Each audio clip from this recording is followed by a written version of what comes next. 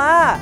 No programa de hoje você vai conhecer uma pesquisa da Escola de Veterinária da UFMG, premiada como uma das 10 pesquisas mais relevantes de 2013.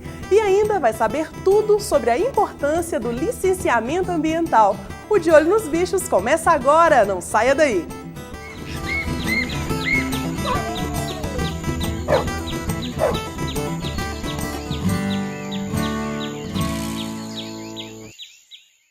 Uma dissertação de mestrado sobre gado de leite realizada na Escola de Veterinária da UFMG foi premiada como uma das 10 mais relevantes de 2013.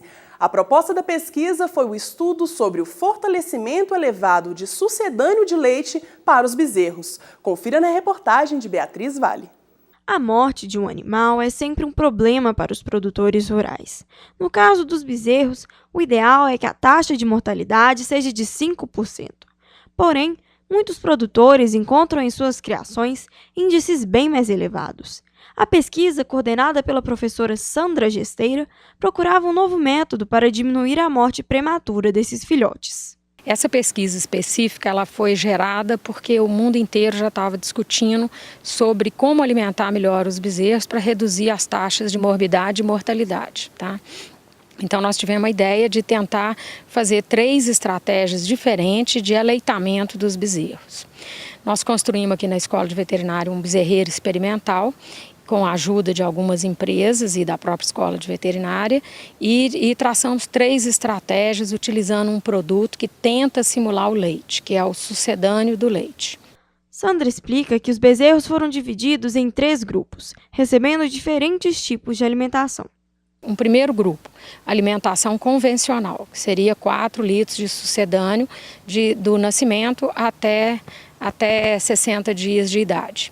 Um outro grupo, que seria 6 litros de sucedâneo do nascimento a 30 dias de idade e de 30 dias a 60, 4 litros de sucedâneo. E um terceiro grupo, que seria 6 litros de sucedâneo do nascimento a 60 dias de idade. Aos 60 dias, todos os animais seriam cortado o fornecimento do sucedâneo e mantidos ainda por mais 30 dias para a gente terminar os estudos. O grande problema enfrentado pelos pesquisadores era o desenvolvimento do sistema digestivo dos animais. Sandra conta que era comum se pensar que quanto mais leite o bezerro consumisse, menos desenvolvido o estômago seria. No entanto, os resultados da pesquisa mostraram algo bem diferente. À medida que o animal vai recebendo mais leite, ele deixa de consumir alimento sólido.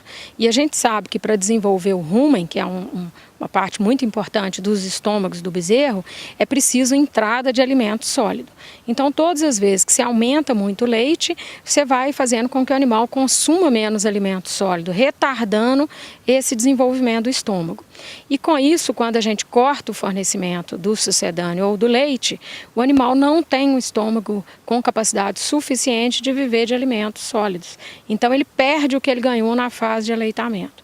Então, o que a gente precisava era achar qual é esse volume que, dado para o bezerro, consegue melhorar as taxas de desempenho sem comprometer o desenvolvimento do rumen. O que a gente viu é que a melhor estratégia foi dar 6 litros de sucedâneo do nascimento a 60 dias de idade. Esse grupo, ele teve um maior ganho de peso durante todo o período e não teve comprometimento do desenvolvimento dos estômagos. Ele desenvolveu os estômagos tão bem quanto os animais que receberam menos. E como ele foi um animal que ganhou mais peso, todas as avaliações financeiras são positivas para esse grupo. A gente dá um maior volume de leite para o animal, você consegue ganhar mais peso sem atrapalhar o desenvolvimento dele na parte de dieta sólida, de consumo de dieta sólida. A pesquisa resultou numa dissertação de mestrado escrita pela aluna Bruna Silper.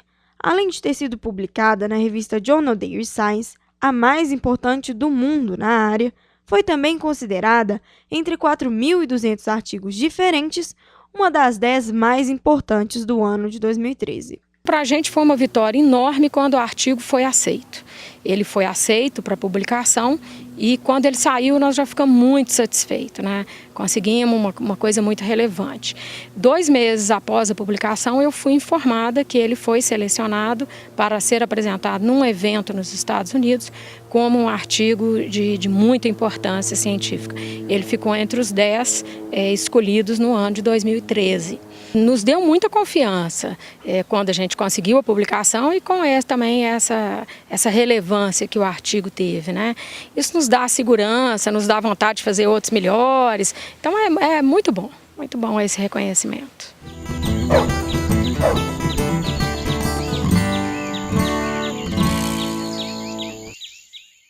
Eu sou doadora de órgãos. Para isso, não deixei por escrito. Não precisei de um guia, nem usar o braille. Simplesmente falei para minha família. Assim, o som das palavras, que é tão importante na minha vida, vai ser importante também na vida de outras pessoas.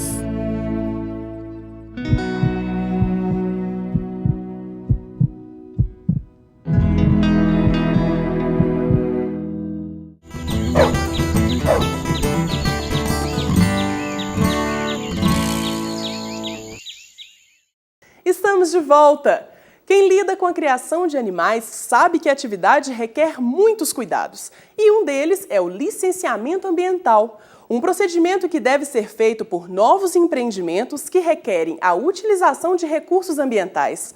O objetivo é fazer com que a instalação e o funcionamento dessas novas atividades provoquem o menor impacto possível sobre o meio ambiente. Na reportagem a seguir, você vai conhecer alguns dos aspectos avaliados pelo licenciamento. O licenciamento ambiental foi estabelecido pela Lei Federal nº 6.938, que instituiu a Política Nacional do Meio Ambiente. O principal objetivo é prevenir possíveis impactos ambientais toda vez que uma nova construção é realizada no país. O processo de licenciamento ele é um processo administrativo, né, que trata da implantação de empreendimentos considerados empreendimentos de impacto, tanto no meio ambiente natural, que não sofreu intervenção antrópica, né, intervenção do homem, quanto nos ambientes já impactados pelo homem, como no caso das cidades. É o caso, por exemplo, da Universidade Federal de Minas Gerais, da UFMG. Ele está implantado numa área urbana já impactada, então aqui não é um ambiente, vamos colocar assim, um ambiente natural, é um ambiente com grande intervenção antrópica, mas que traz outros tipos de impacto no meio. A arquiteta conta que a necessidade do licenciamento e a complexidade dos estudos feitos no processo variam de acordo com cada empreendimento.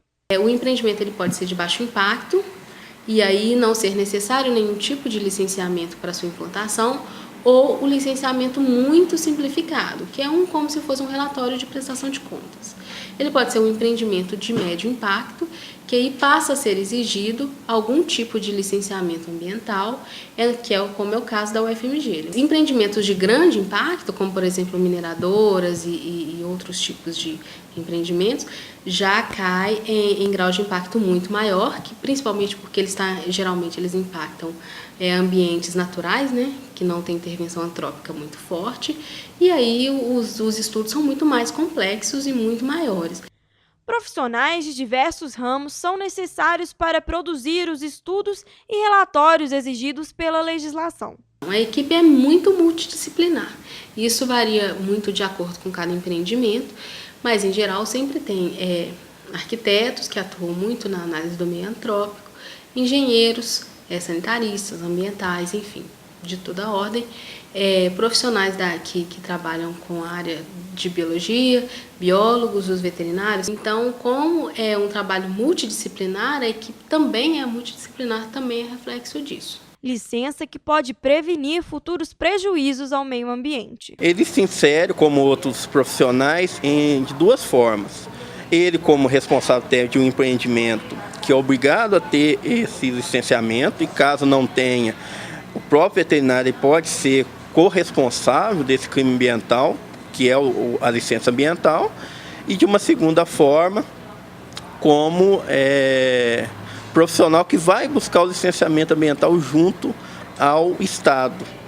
Um exemplo de empreendimento na área da medicina veterinária são as atividades pecuárias, suinocultura, bovinocultura, avicultura e as agroindústrias, seja laticínio, frigorífico, processamento de pescado. Todos esses empreendimentos eles são obrigados a solicitar o licenciamento ambiental.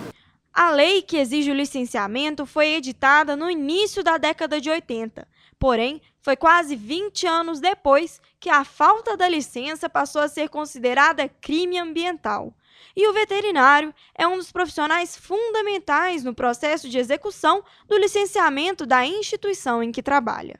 Ele é uma ferramenta, um instrumento para evitar a geração do impacto ambiental, já que é um processo em que o empreendedor ele tem que fazer estudos ambientais, ele tem que propor soluções como estações de tratamento de esgoto, disposição adequada do resíduo, controle da geração de efluentes atmosféricos, entre outras medidas. Com isso, busca-se reduzir o impacto que pode ser causado no ar, no solo e na água pelo próprio empreendimento. Nosso programa fica por aqui. Todas as novidades estão no Twitter e no Facebook. Muito obrigada pela companhia e até o próximo De Olho nos Bichos. Tchau, tchau!